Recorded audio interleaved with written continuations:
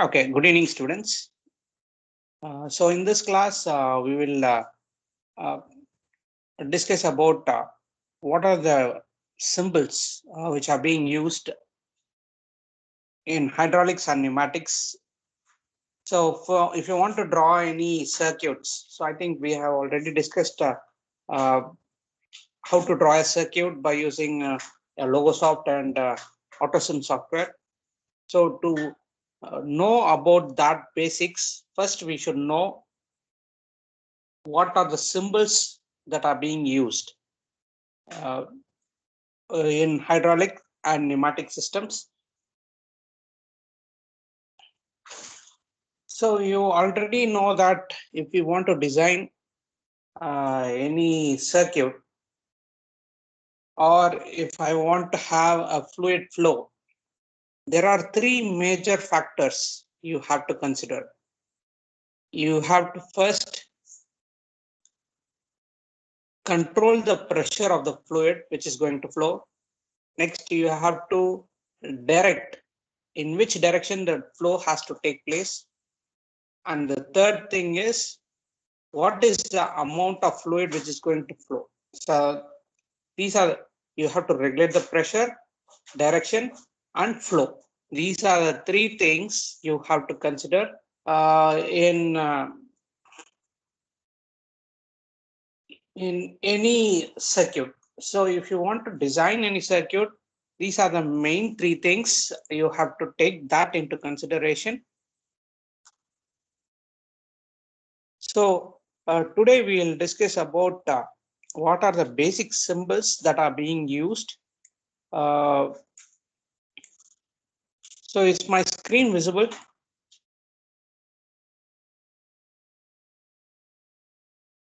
Let's just share my screen.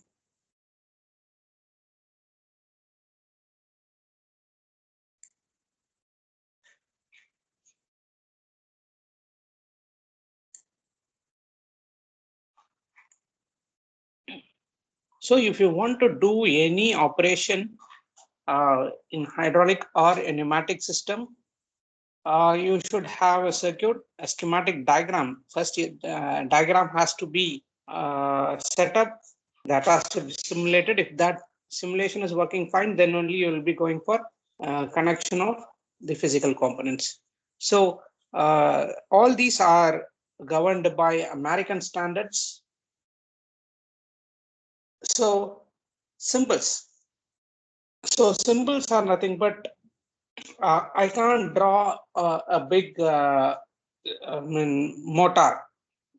So instead, if I'm going to have a small circle, inside that I'm going to put a small triangle, it indicates motor. So that is called symbol. So check valve. Likewise, I can't draw a big check valve in the circuit. In that case, I'll be having a small diagram, schematic representation, which shows it's a symbol. So symbols are mainly used. So it is a universal thing where it across the globe it is going to be common. So any engineer or anyone who knows uh, the symbols will definitely understand how the what are the components that are being connected, how the flow is going to take place, other things. So this line, if I'm going to have a line, a straight line, it is known as a pipe or a connector, which is going to either carry any fluid.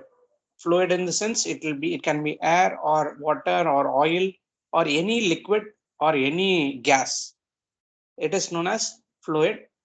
So pilot line. So pilot line is nothing but uh, a valve. A line which is going to have a pilot pressure. So it can be used as a signals also. So flexible line. So these are nothing but the hoses. It's used to connect. Um, it is going to be a flexible line. You can connect in any shape you require.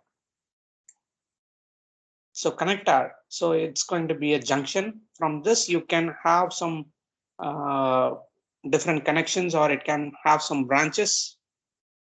So the arrow mark indicates in which direction the flow is going to take place. That is the fluid, either it can be oil or liquid. So here they have mentioned oil. So it should not be oil, it should be a fluid. So fluid is nothing but it can be either pneumatic or hydraulic.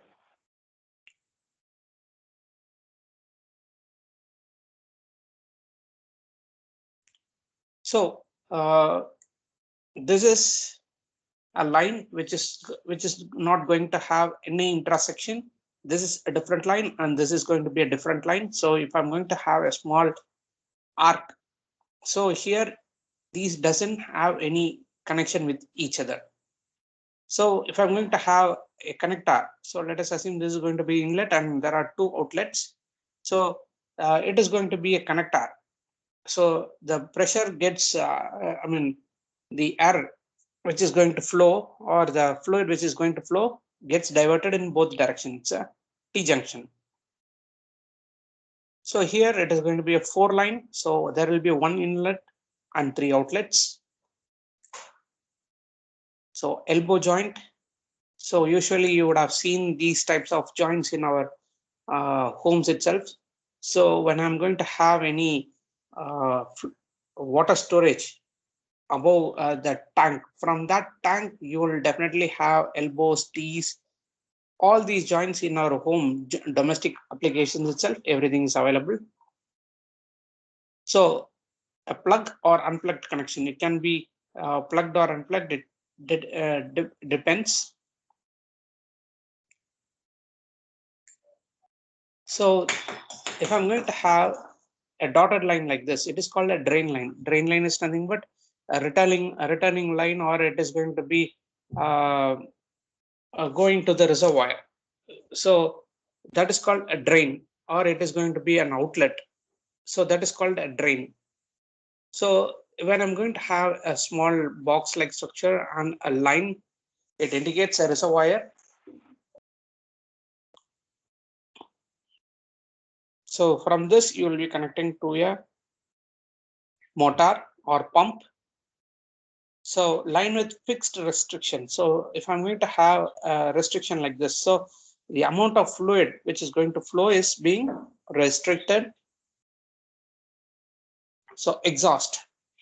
So exhaust line is nothing but when it's going to return or after completion. So mostly these types of exhaust would be available in a pneumatic system where you can't put back air into a compressor. So that will be exhausted to the atmosphere.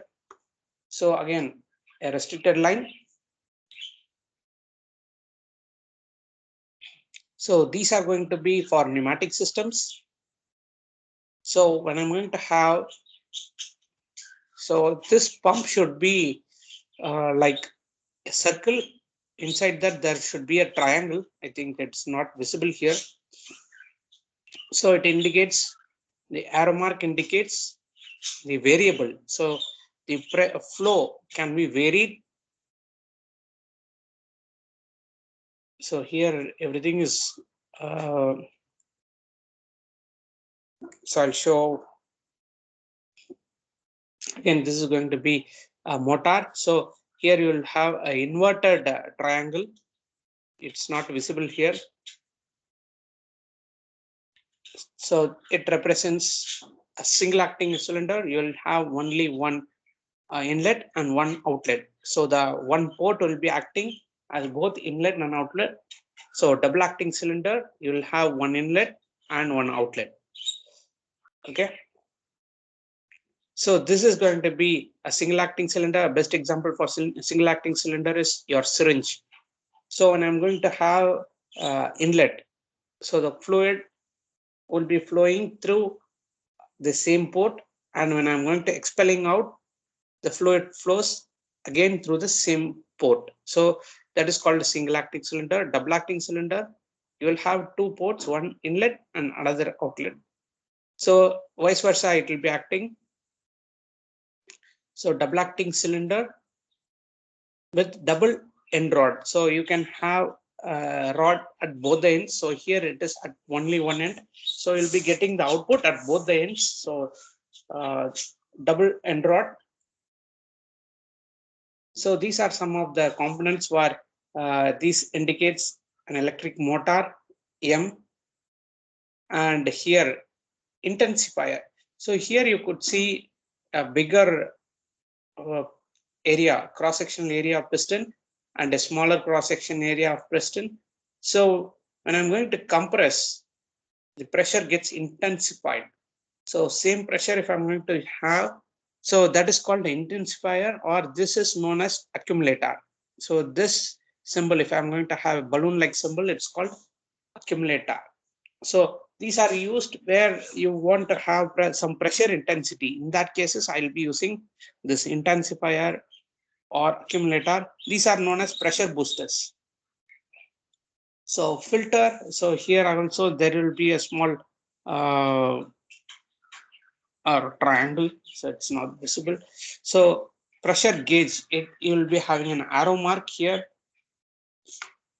So spring return, how the return process will take place, indicates spring pressure, that is due to the spring force.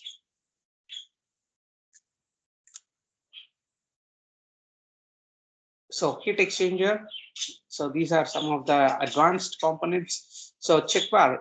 So check valve is nothing but it's one of the major component which is being used in any fluid. So even the best example is our LPG cylinder. So even in our LPG cylinder, which is stored in our domestic cooking purpose, the pressure is going to be very high. So I'll be using a regulator so that the pressure which is going to flow out is going to be regulated, or only a particular fluid gets out at that time. So that is called a regulator. So check valve is a valve which allows fluid in only one direction. So you can't have flow in opposite directions. So best example is check valve. Even in our pumps. So underground bore wells, again you will have check valve.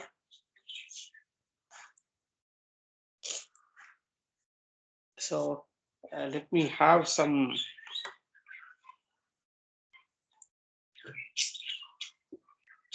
symbols. So I think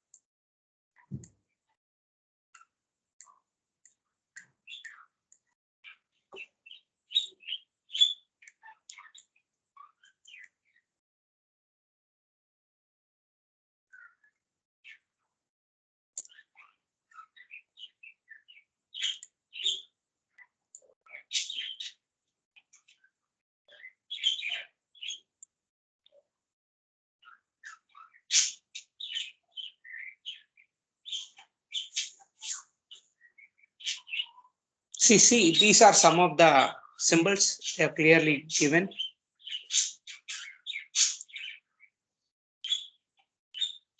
So pipe, a pilot line, it's not crossing. Connected lines, a pump, a circle with a small triangle represents a pump. So when I'm going to invert that, it is going to be a motor. So the basic difference between a pump and a motor. So pump, in motor, you'll be giving an electrical energy. That electrical energy is converted into a rotary motion. But in case of pump, you'll be having a fluid force that is converted into electrical, energy. So reservoir, a motor, accumulator, a filter, it's going to be a double acting cylinder. So system relief valve. So these are going to be some of the basic symbols. So as I said earlier, you need to have a flow control. So flow control is being controlled by a control valve, a check valve. So here the arrow mark indicates the flow can be regulated. So here it's going to be pilot operated check valve. So input pressure is there. Due to that, the pilot pressure, the check valve opens or closes. So actuator, so push button, it is going to be having a mechanical, you can have a lever. It is going to be foot or pedal operated. It's going to be hand operated lever, pneumatic pressure, a hydraulic pilot, and a solenoid valve. Next is pressure control. It is going to be a relief valve, unloading valve, brake valve, sequencing valve, counterbalancing valve, and pressure reducing valve.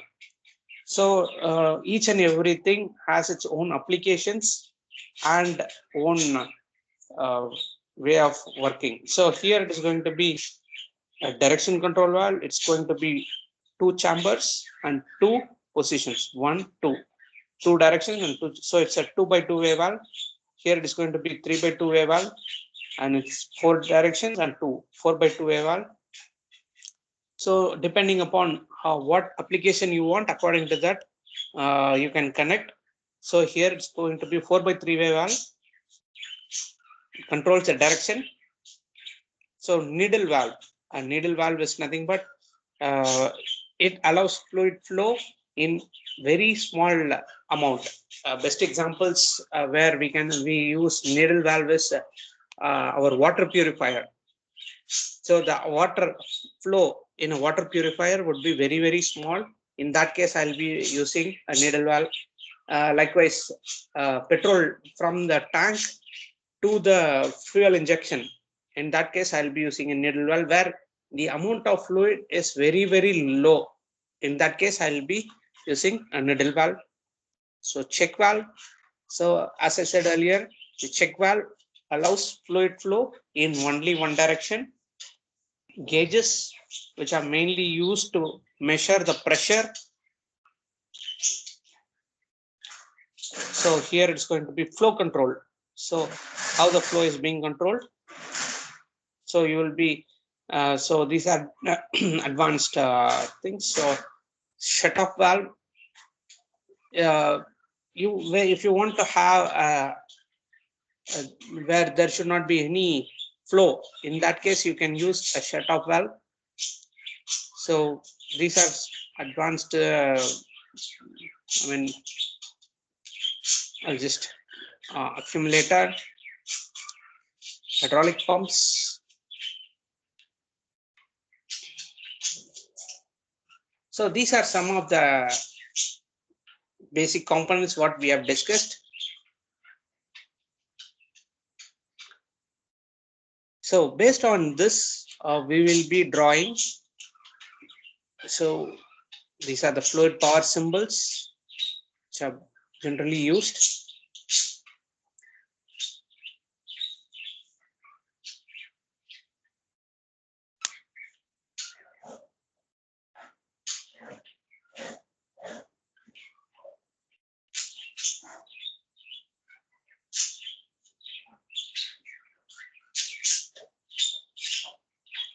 So based on this only, you will be drawing. So I'll just show the auto sim. So the auto sim is nothing but a software which is used for the simulation of this.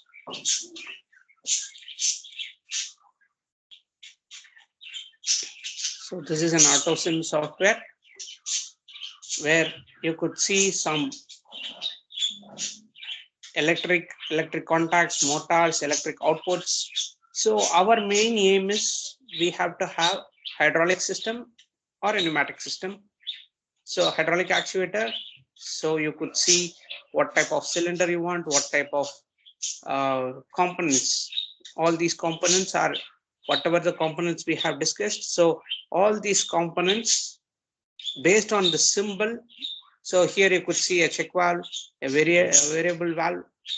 So here it's going to be a compressor, a reservoir, a joint.